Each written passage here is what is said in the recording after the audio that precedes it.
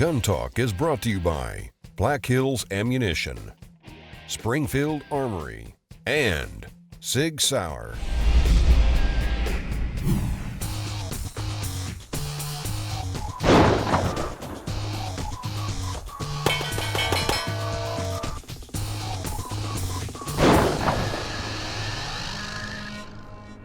One of the places where recoil is really important is when you want to shoot fast. And if you want to talk about shooting fast, you talk with Michel. That's your specialty, man. I appreciate it, Tom. You bet. All right, so you brought some of your guns, some of your ammo. Let's look at what you have, because you've got 3 different guns, what, 3 different types of events? Exactly. In my sport, I'm a pistol guy, but there's so many different divisions and competitions you can compete within, and you have to have the optimal equipment for each one of those divisions. All right, walk me through what you got here. Right, so what we have first is our Sig Sauer P320. This would be equivalent to the production division. Right. And in the production division, it has to be pretty much a stock gun.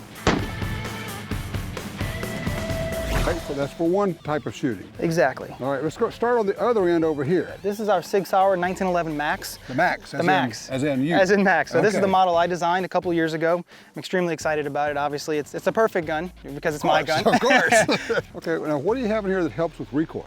Right, so with recoil, what you're going to see is here, because we don't have a bull barrel, what I did is I put in a guide rod system there the gun has to make weight, okay? So you can't go too heavy with a tungsten guide rod or anything like that, but I did put a guide rod in that allows me to still make weight, but put a little bit of weight on the end of the muzzle there. Okay. But more importantly, the grip choice that I went with. So as far as the grip goes, I have a very aggressive traction on the grip, whether it be the checkering or the grip itself. And the reason why that is just to enhance the grip in my hand, so that way when I'm shooting at a high rate of speed, the gun will flip less in my hand. That's a 45. That is. Now, this one.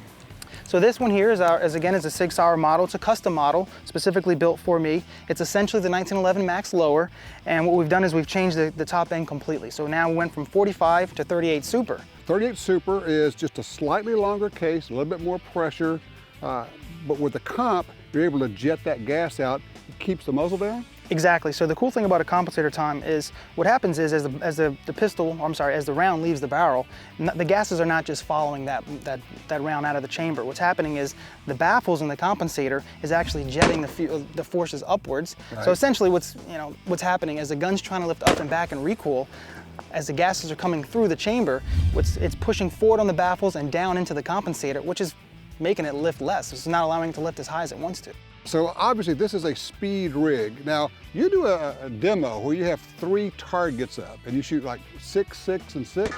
Yeah, I call it 666, Tom. I have 6 rounds on one target, reload, 6 rounds on another target, reload, and 6 rounds on the final target. So 18 rounds, a draw, 2 reloads, lots of things happening there. Mostly recoil management process.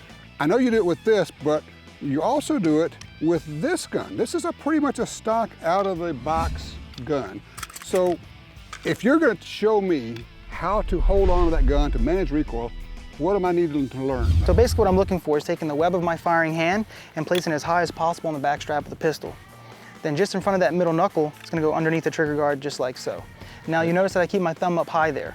A lot of folks like to rest their thumb down low. What happens there, as you do that, it gives your support hand no room to get in there. So I need my thumb to stay up high, because the most important part of the two-handed grip, when you don't have these compensators, is your support hand. And that's acting as your compensator, is what I always like to say. Okay. So the third point of contact is going to be that nice, nasty little... where you got a callus right here. That nice, nasty callus, exactly. Place that underneath the trigger guard just like so. And the more important part now is to make sure you roll those thumbs toward the downrange area. And what that's going to do by rolling those thumbs toward the downrange area, it's going to physically force my support hand, my wrist, at a downwards of a 45-degree angle downward.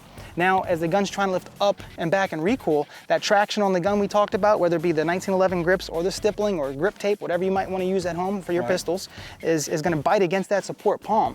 And as the gun's trying to lift up and back, I already have that torque or that downward pressure with that traction, and it's not going to allow the pistol to lift quite as high as it wants to.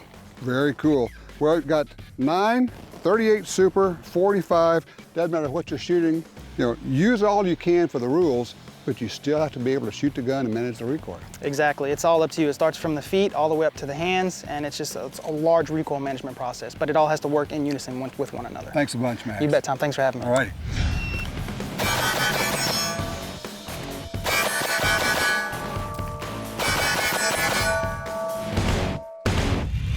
When you talk about recoil, there's two different factors. One, there's the movement of the gun rearward, and then there's the muzzle flip. And a lot of the time we're worried about the wrong thing. But muzzle flip is what limits our ability to shoot quickly. The energy being put into your body and moving you rearward almost always creates a problem of muzzle flip. Because if you could keep the gun on line and move back and never have the gun move up and down, you wouldn't care that you move back and forth.